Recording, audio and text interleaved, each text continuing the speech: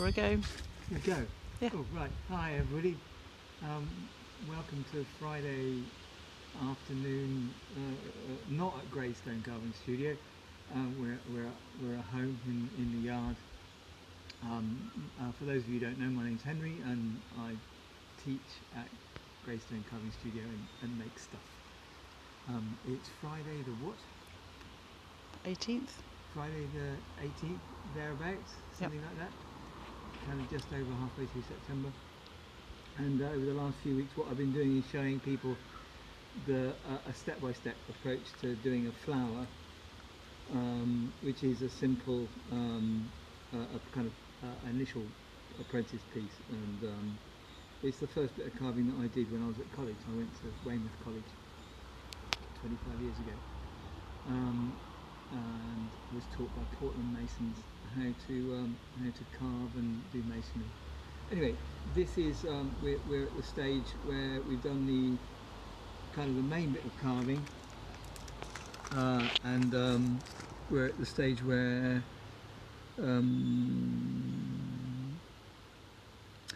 we need to do the central kind of the center of the flower and texture that. Tidy up around the outside first. You see all these snots here, and I think I'm going to there's some of these petals I like more than others, and I'm just trying to work out which ones I like, and then I'll kind of try and copy them, or there's another word for that but I can't remember what it is. So I'm going to use this fishtail, this little fishtail, tungsten tipped hammer-headed fishtail, and the reason I'm going to use that is because this waste means that when you kind of go around a corner you don't smash this up. I know I'm repeating myself, but for those of you who may not have heard that, you don't kind of smash up these top arises, or if I go around here, you kind of got more flexibility, more manoeuvrability than a straight chisel. What I mean by a straight chisel is a chisel like that. Yeah. The reason it's a bit rusty is because I've been spraying anti-back all over my chisels between classes, and I don't know how much COVID-19 it kills, but it makes my kit rusty. So anyway, well, let's do this.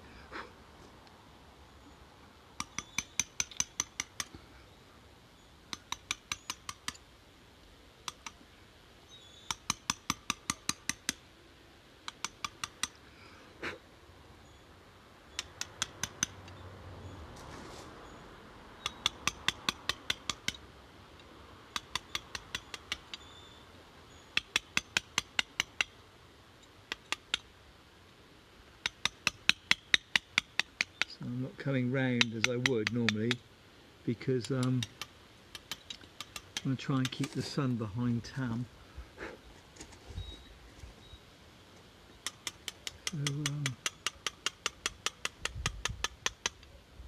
So what I want to, whilst I remember, I want to thank Ellen, who does all the social media for me.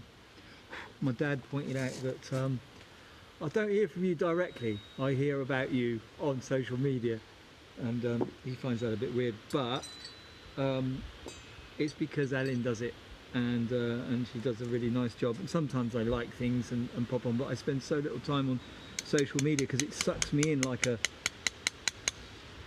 well of despair. So what we're doing is trying to get some content out there so that you know, to raise the profile of the studio, but also hopefully some of what we're showing you might be useful. So it's rather a stunning day today. You might See, on the I think Dean's linked. Dean Harris has linked various bits of carving that he's partly done in the workshop in the studio on Facebook, and what is it? And put a link to Greystone Carving Studio. And I was down at Marnell Quarry, which is where he works. He's the manager down there, and we had a kind of a manly quarry day down, morning down there, where he was helping me out a bit, and also Mick from Albion Stone turned up, and Mick's going to be involved with this, because I don't have a primary or secondary saw, a profiling saw. Mick's going to be involved with the Desert Rats, providing some of the stone for the Desert Rats Association, the memorial for the Desert Rats that's going up at the National Arboretum. That should be happening in next spring or summer. But it was nice to meet him, and we stood around shooting the breeze for a bit in between saw cuts. That's quite nice. Makes me feel grown up sometimes. So I don't know. I'm not actually. I'm not thinking about this very much. But what I'm doing is making the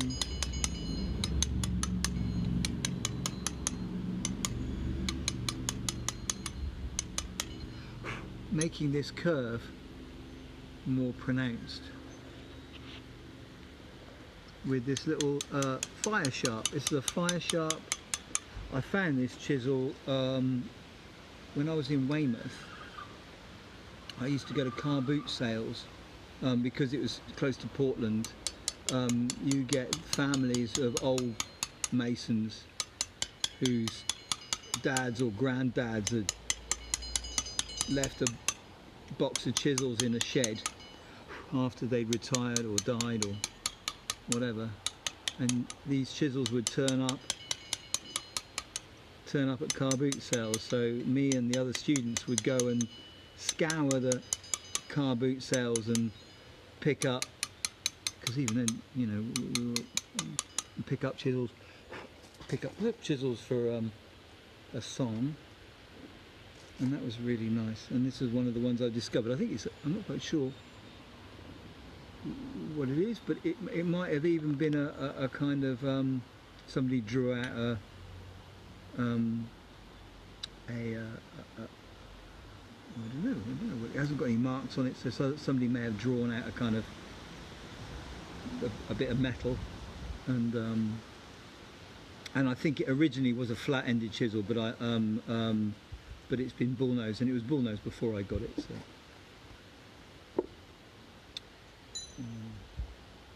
but you don't find much anymore.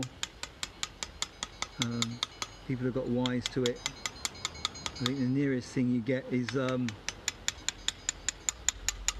antique chisels on eBay that are being sold for a ridiculous sum, and a lot of them aren't that old. Some of the some of the ones that I picked up at the car boot sales were kind of Victorian chisels. It's like that. Go back to that. So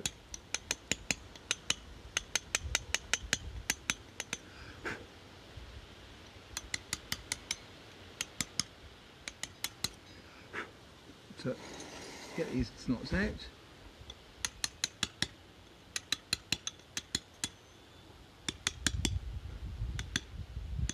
Why are they called snots? Why are they called snots? I don't know why they're called snots.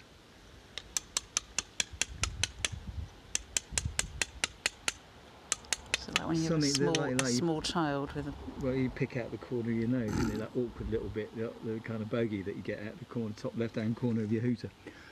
So you're just trying to get, I don't know, snorts.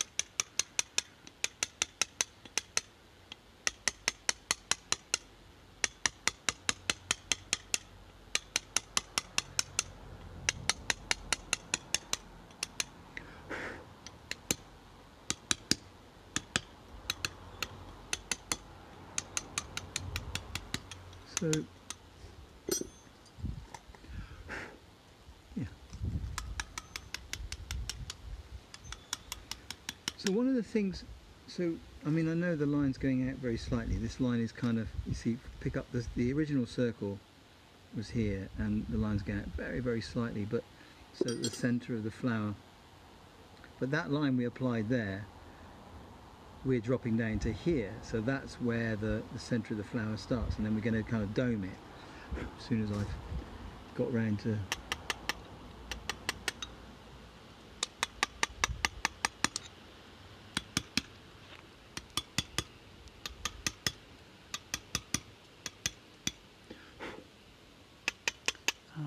Janola's asked, how's your Buddha going? well, I've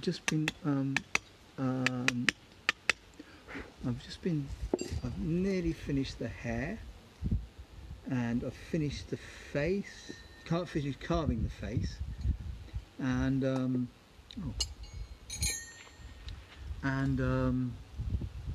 I've marked out all the I was going to say foliage. It's not foliage. It's drapery on the on the body of the Buddha and the arms of the Buddha. And so, if I get a chance next week, I will finish the main part of the carving. If I get a chance. I've got a few bits of work that have come in, so it might have to take a back burner. But so what I've got to a stage where I can bring home the I don't need the Buddha my Buddha that I was using as a template. I bought it home, and what we'll do as soon as I've done the central thingy, the center of the flower, I'll show you where we put it. We put it in the meditation hall, which has got to a stage where we can use it, which I was the first time we've kind of got all the tools out of it, and I mean, I have sat in it, but it's looking rather wonderful. And what we'll do is we'll take a tour of that at the end of this. Is that right? I'll show you what it looks like. Light some incense, because no doubt the incense would have gone out.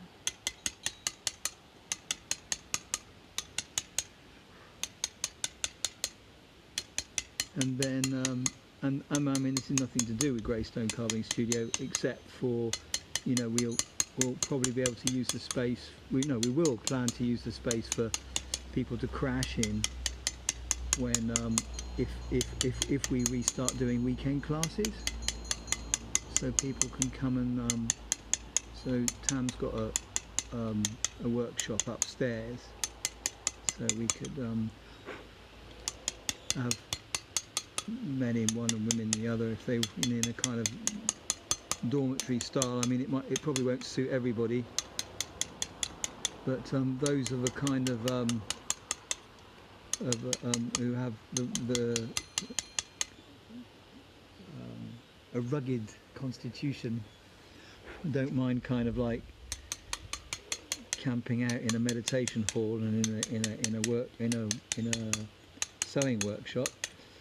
That means they don't have to find B&B round here is really expensive, so we can offer them that, and we'll offer people who want to come for the weekend for a little, you know, at a slightly more reasonable, you know, we can offer them B&B that's not extortionate. Janola's also asked, can you show us how to do drapery next time? Oh, blimey, Charlie. Proper drapery, an exercise in proper drapery I will do at some point. because I'd really like to revisit that. And there's a lot of prep to do with it as well. So you know, you can use. The last time I did it, I actually draped a model with fine, you know, really thin material, kind of gossamer material, and then took loads of photographs and then copied it in clay. But there are other ways of doing it, like using, what's that stuff which is kind of material impregnated with plaster of Paris? Mod rock. Yeah, something mod rock. Yeah, mod rock. I'm sure you can get a fine mod rock that you could then just use as drapery, and then boom, finished, gone, and then you can copy it. Yeah, I mean that's one way of doing it, but yeah, drapery is Like a plaster of Paris, isn't it? yeah. But I mean, the principle's relatively straightforward. You know, if you have a maquette, you know, it's the same as carving from a maquette, and it's becoming familiar with. I mean, if you want to look at how drapery is made, what is interesting is just start noticing how clothes fall and how dresses are. So we could have a look at this quickly. Just quickly. You see this? That was. You know, I did this how many years ago? A long time ago. I did this long time. But you can see the drapery is this is done because that's the way what happens when drapery kind of sits on something and it kind of kinks like that. I mean, it's not as accurate as I would do it slightly differently now. But I was really pleased with it. I'm kind of really pleased with how these folds are. Yeah, and how this fold, that was just completely copied directly from how a drapery works as it's kind of like wriggled up. I don't know how to say that any easier. Wriggled up. Wriggled up. Okay, we're nearly there. I'll do these. Well, this is the one this is the chisel that I was really wanting to use. How are we doing for time, love?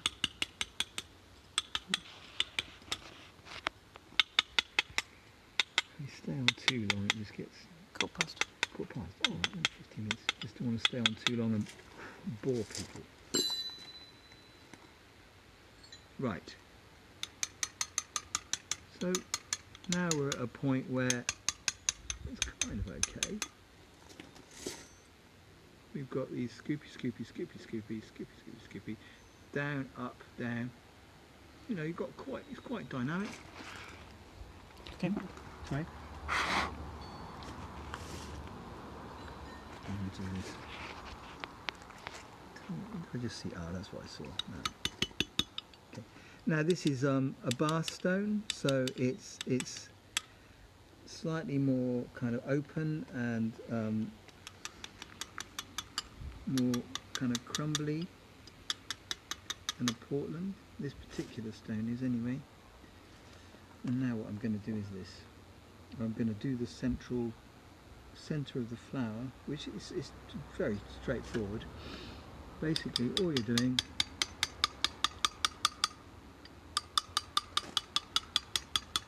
and to get back to that, remind you, it's like coming from. I'm more moving. I'm keeping this structure the same.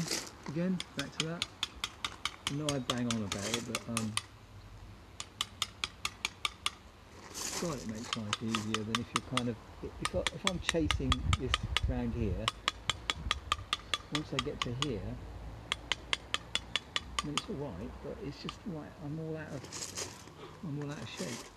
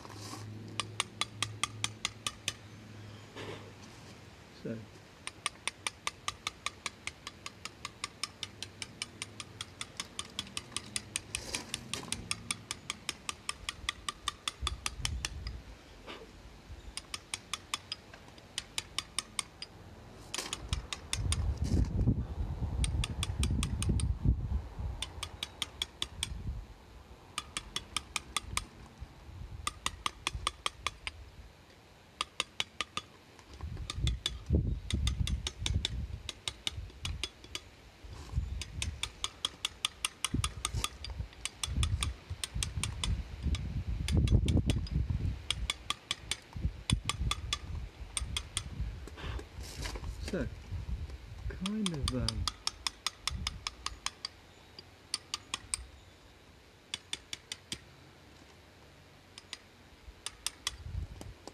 we go, got a little flower with a divot in it. Now, what I want to do now is, oh yeah, I haven't got a sponge or water. I'll probably do that next week, but what I want to do is show you how, so this is something called sparrow pecking, and what we want to do is remove the surface of the material.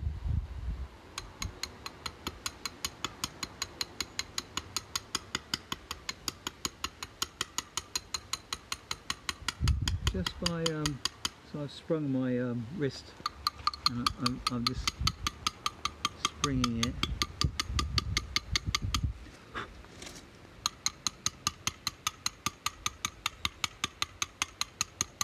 So what we do is leave the surface, and I'm kind of working backwards to try and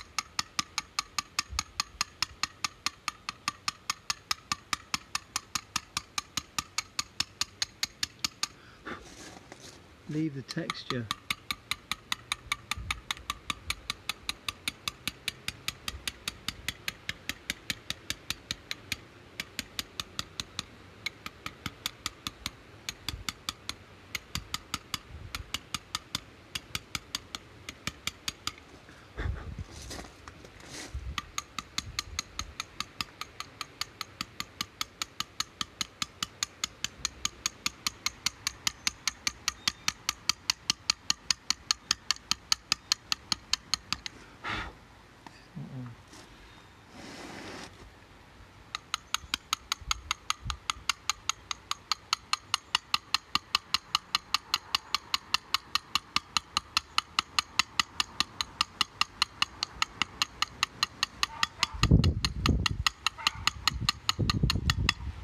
What's chickens up to? Chickens have stopped laying, except for one that poor creature lays an egg without a shell. That's right, So everybody gone? no, that's fine, it's just a pause temporarily. Pardon?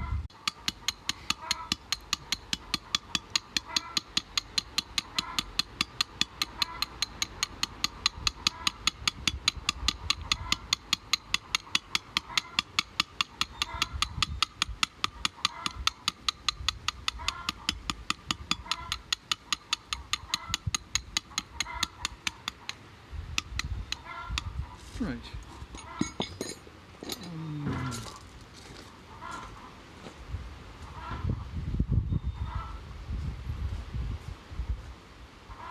have a hand brush somewhere close to that, but I don't. I know, you hold that. I've got it. Yeah.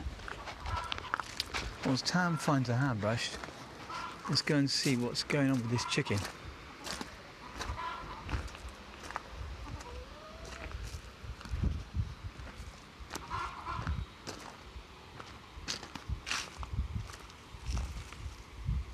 What are you up to? Oh, seems to be clucking at something that we can't see. Got it? Got it, love? Oh, well done. Just wanted to you have a look at that. There's your I can see nothing in the phone. There's the sparrow pecking. So it gives you a kind of nice texture for the centre of the flower.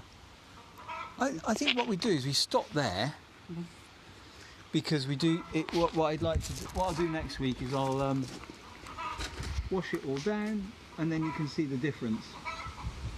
And we'll have a look and tidy up the ends. There's various things you need to kind of look out for when you get these points going, and then we'll have a look at whether we texture this background, whether we sparrow peck that as well. Are we there? Let's go this way. Then. Let's go this way.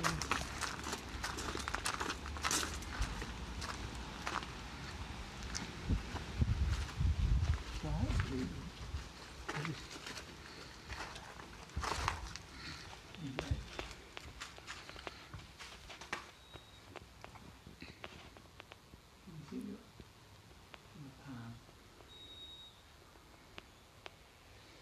So we'll, as I said, nothing really to do with Greystone Carving Studio, but hopefully we'll be starting meditation group. I'm starting a meditation group. At least if I run a meditation group, I'll meditate at least once a week. Yeah, we want to give this a space and give this a space to sit, and anybody who wants to meditate and practice, it will be open to people within kind of reason. I know we can sit comfortably. We can sit 11 people in here. Probably not whilst we're under the 6 rule and or social distancing. We probably have to have a few less, but eventually we'll be doing practice days in here, and we can, on a day like this, we can open the whole side of this up. It'll be rather lovely.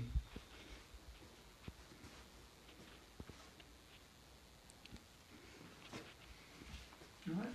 Mm-hmm. Okay. Thank you, everybody. Thanks, Ellen, for posting this to YouTube and doing all the stuff and doing the stuff with the website. Hopefully we'll have some more pictures of students' work going up on the website soon. We have another Saturday class in October, the 10th of October I think it is. It's the second week of October. It's Saturday. The information's on the website. It's £105 for the tuition for the day and 25 quid for the materials. I've got to buy some more material, remind me, and Includes light lunch. Oh, it includes light lunch. And cake and biscuits and important cake and biscuits. tea and biscuits. And tea and cake and biscuits.